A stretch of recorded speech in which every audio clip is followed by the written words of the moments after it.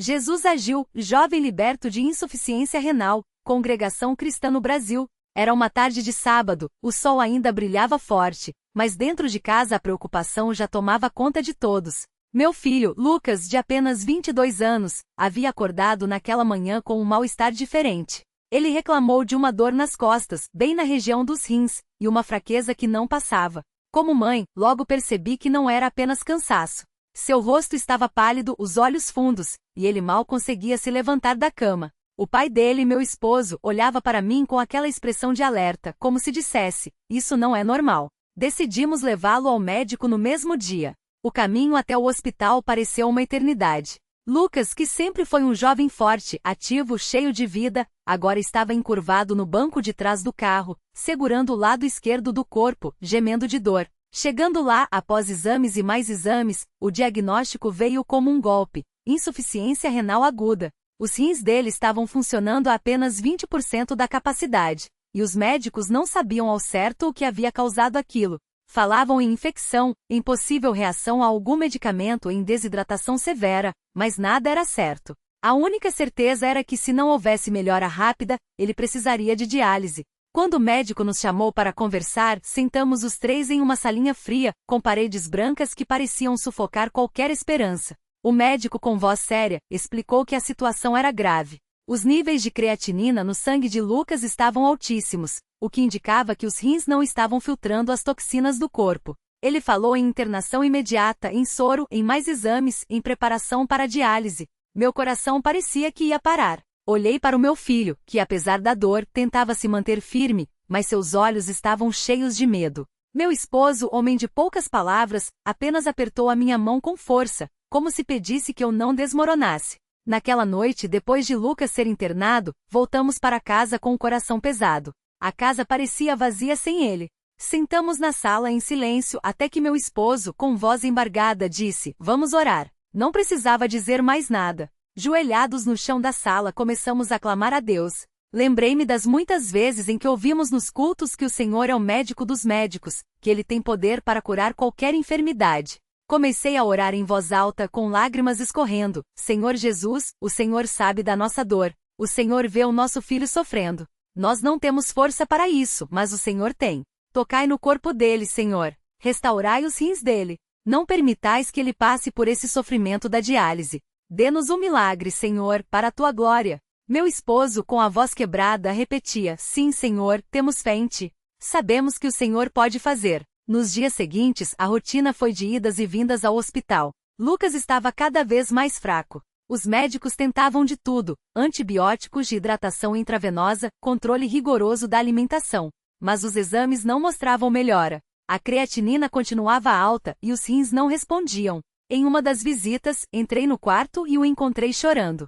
Era a primeira vez que o vi assim, tão quebrantado. Ele me olhou e disse: mãe, eu não aguento mais. A dor não passa, e os médicos falam que pode piorar. Eu tenho medo. Aquelas palavras me partiram a alma. Sentei na beira da cama, segurei sua mão e disse: filho, nós vamos confiar em Deus. Ele não nos abandonou. Vamos orar juntos agora. E ali mesmo, no quarto do hospital, com as máquinas apitando ao fundo, oramos. Lucas chorava, eu chorava, mas pedíamos com fé. Naquela mesma noite, quando cheguei em casa, não consegui dormir. Fiquei de joelhos no meu quarto, orando até altas horas. Lembrei-me de tantos irmãos na fé que passaram por provas difíceis e foram livrados pelo poder de Deus. Clamei: Senhor, o Senhor disse que pedíssemos em seu nome e nos seria dado. Não estamos pedindo por merecimento, mas pela tua misericórdia. Curai o nosso filho, Senhor. Mostrai o teu poder. De madrugada finalmente consegui descansar um pouco, mas sonhei com uma imagem que nunca tinha visto antes. Água límpida correndo por um rio, e uma voz que dizia: os rios de água viva fluirão. No dia seguinte, quando cheguei ao hospital, os médicos estavam em volta da cama de Lucas com expressões diferentes. Um deles me chamou e disse: a creatinina do seu filho baixou. Meu coração deu um salto. Quanto? Perguntei, ansiosa. Baixou quase pela metade. Não sabemos como, mas os rins estão respondendo. Fiquei tão emocionada que mal consegui falar. Corri para o quarto e Lucas, embora ainda fraco, estava sorrindo. Mãe, eu senti algo diferente hoje de manhã. Parece que a dor diminuiu. Abracei-o forte e agradeci a Deus ali mesmo. Mas a batalha não havia terminado. Nos dias seguintes, houve altibaixos. Às vezes a creatinina subia um pouco, outras vezes baixava. Os médicos ficavam confusos, pois não havia explicação médica para as melhoras repentinas. Em uma das noites mais difíceis, quando os exames voltaram a piorar, reunimos a família e alguns irmãos da congregação no hospital. Formamos um círculo em torno da cama de Lucas e oramos com fé. Um dos irmãos, com voz firme, disse: Irmãos, Deus ouve nossas orações. Vamos clamar juntos: Senhor Jesus, pela tua preciosa sangue derramado na cruz, curai o nosso irmão Lucas. Todos repetiram, e o ambiente ficou cheio de uma paz que só vem do Espírito Santo. Na manhã seguinte, o médico entrou no quarto com um sorriso. Não sei o que está acontecendo, mas os rins do Lucas estão se recuperando. A creatinina está quase normal. Se continuar assim, ele poderá ter alta em breve. Lucas, que estava sentado na cama, olhou para mim e disse: Mãe, eu sei que foi Deus. E eu, com lágrimas de gratidão, respondi: Sim, filho, foi Deus. Ele ouviu nossas orações. Os dias seguintes foram de alegria crescente. Lucas foi tendo alta e os exames finais confirmaram: seus rins estavam funcionando normalmente sem sequelas. Os médicos disseram que era um caso raro, que não tinham explicação, mas nós sabíamos, era a mão de Deus. Quando ele voltou para casa foi uma festa.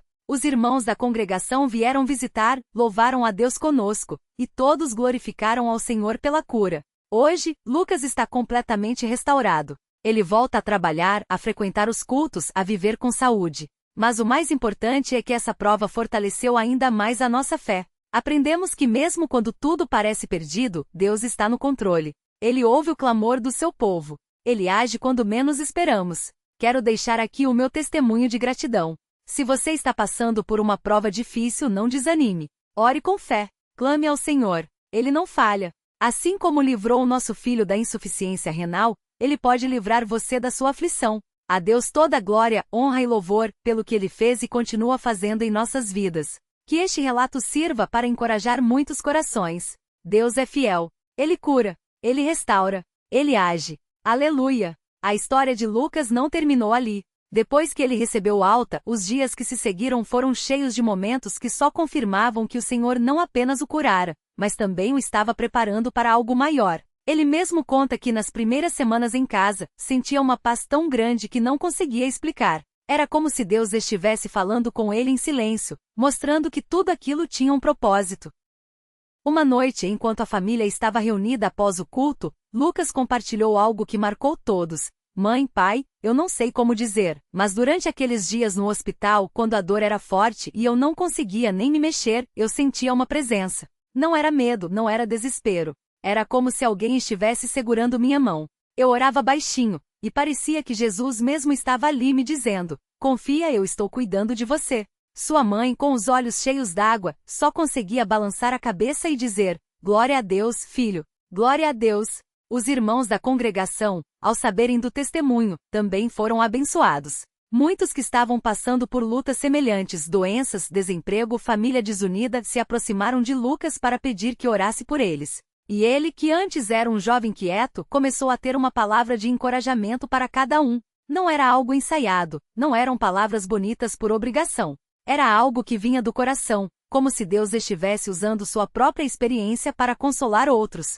Um domingo, durante o culto, o irmão que presidia pediu que Lucas desse um breve testemunho. Ele subiu ao púlpito com um pouco de timidez, mas quando começou a falar, as palavras fluíram como água viva. Irmãos, eu não merecia essa cura. Não era melhor que ninguém aqui, mas Deus, na sua misericórdia, olhou para mim. E se Ele fez isso por mim, que sou pecador, imagine o que Ele não pode fazer por vocês que estão aqui, buscando o de todo o coração. Muitos choraram. Alguns se levantaram para pedir oração. O Espírito Santo estava ali trabalhando nos corações. Depois daquele dia, Lucas sentiu um desejo maior de servir ao Senhor. Ele começou a participar mais ativamente dos cultos, ajudando nos hinos, visitando os enfermos, levando a palavra de ânimo aos que estavam desanimados. Sua mãe conta que certa vez ele chegou em casa e disse: Mãe, eu não quero mais viver para mim.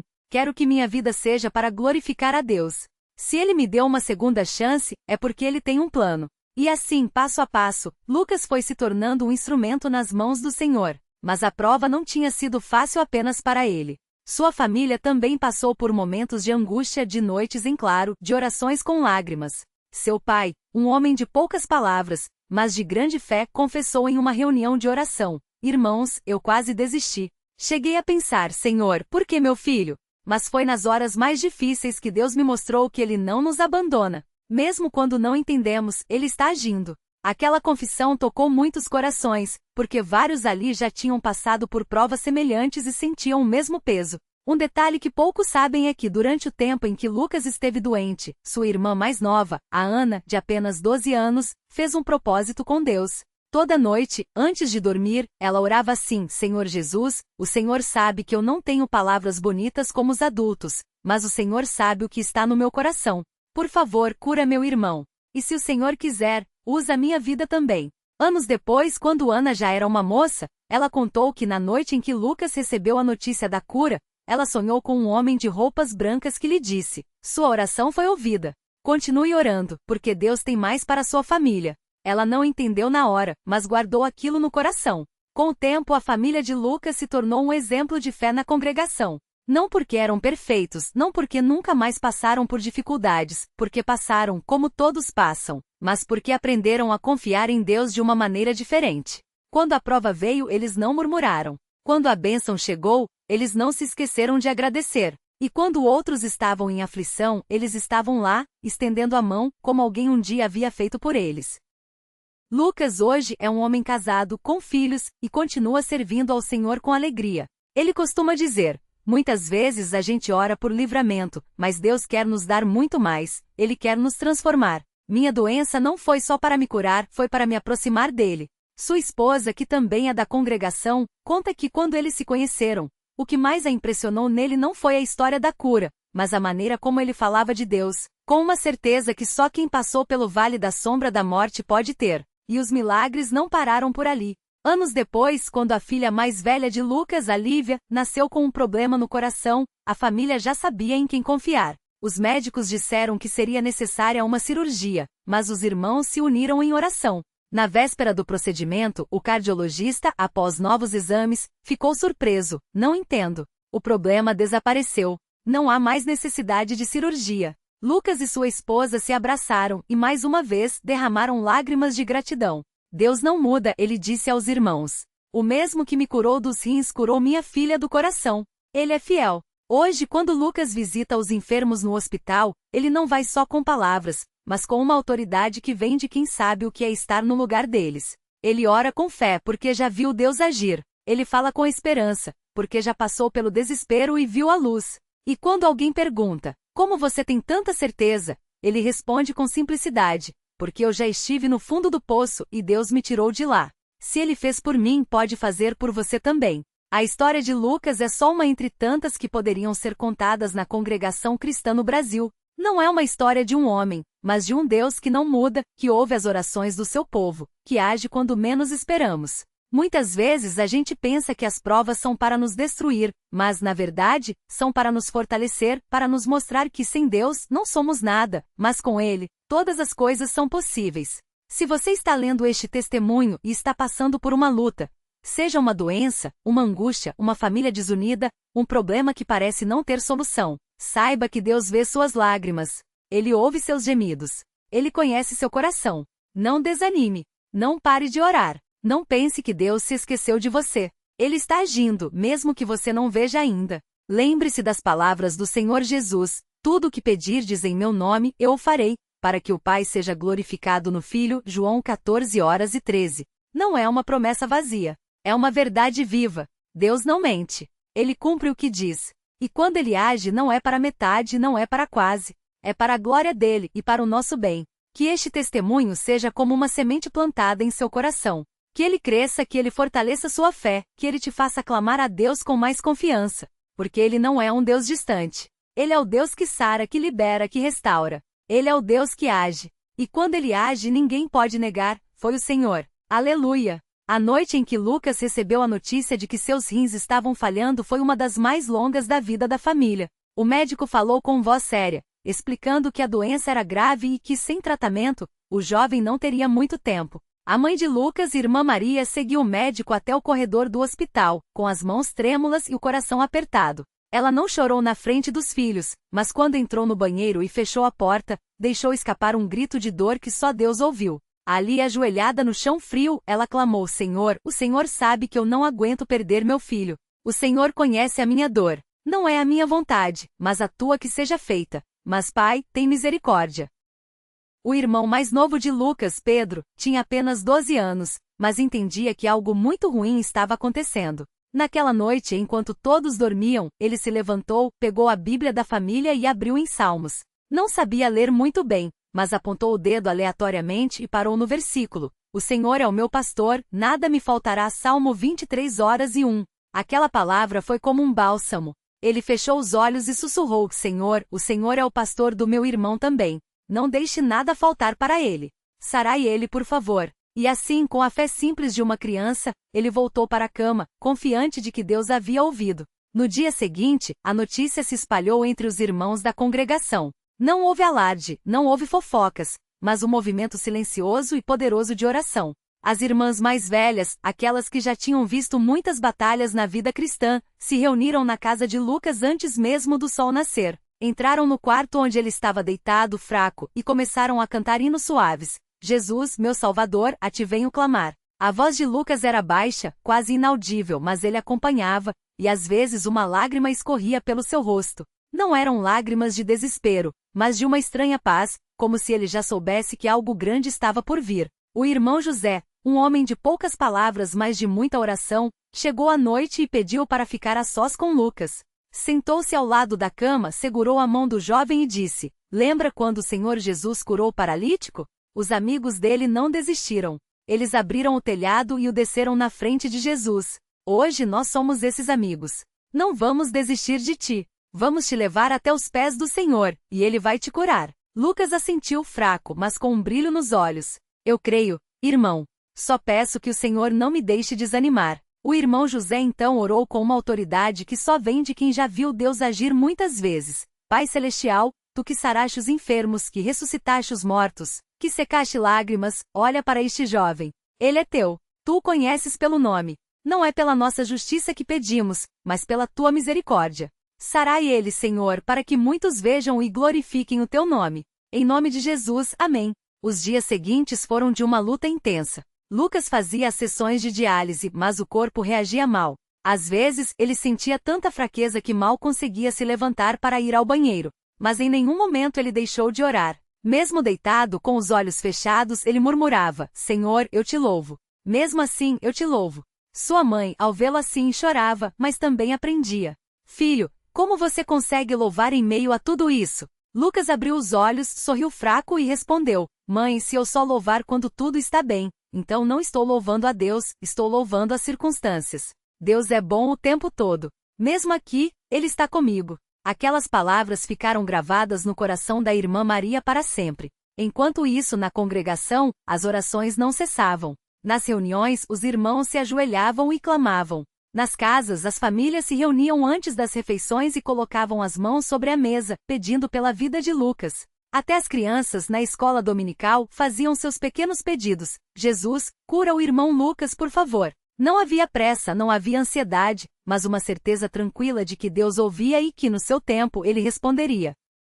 Até que chegou o dia da consulta que mudaria tudo. O médico, o mesmo que havia dado o diagnóstico sombrio, entrou na sala com um ar diferente. Ele olhava para os exames com os olhos arregalados, como se não acreditasse no que via. Isso não faz sentido, ele murmurou. Os níveis estão normais. Os rins estão funcionando. Não há sinais de insuficiência. A irmã Maria segurou a mão do filho e perguntou, com voz trêmula: Doutor, o que isso significa? O médico balançou a cabeça, incrédulo. Significa que medicamente não há explicação. Os rins dele se recuperaram. É como se a doença nunca tivesse existido. Naquela noite, a casa de Lucas se encheu de irmãos. Não houve gritos, não houve espetáculo, mas um louvor profundo, daquele que só sai de quem viu a mão de Deus. O irmão João, um dos mais velhos da congregação, levantou as mãos e disse: Irmãos, hoje nós vimos mais uma vez que o nosso Deus é o Deus dos impossíveis. Não foi medicina, não foi sorte, não foi coincidência.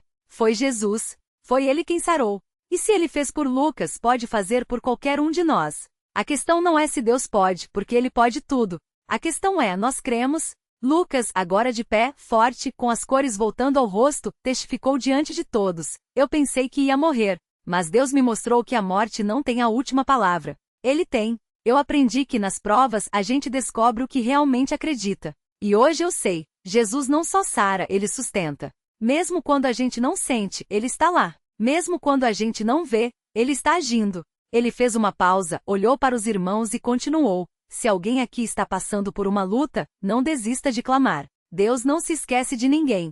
Ele ouve. Ele age. Pode demorar, pode doer, mas no final, a glória é dele. Nos dias que se seguiram, Lucas voltou às atividades na congregação. Ele não era mais o jovem doente, mas o jovem que tinha uma história para contar. E ele contava. Nas visitas aos enfermos, ele segurava a mão dos que sofriam e dizia: Irmão, irmã, eu estive onde você está. Mas Deus me tirou. Ele pode te tirar também. Só não desista. E muitos, ao ouvirem aquelas palavras cheias de convicção, encontravam forças para continuar orando. Um dia, uma irmã da congregação, Dona Rosa, que há anos lutava contra uma doença nos ossos, aproximou-se de Lucas após a reunião.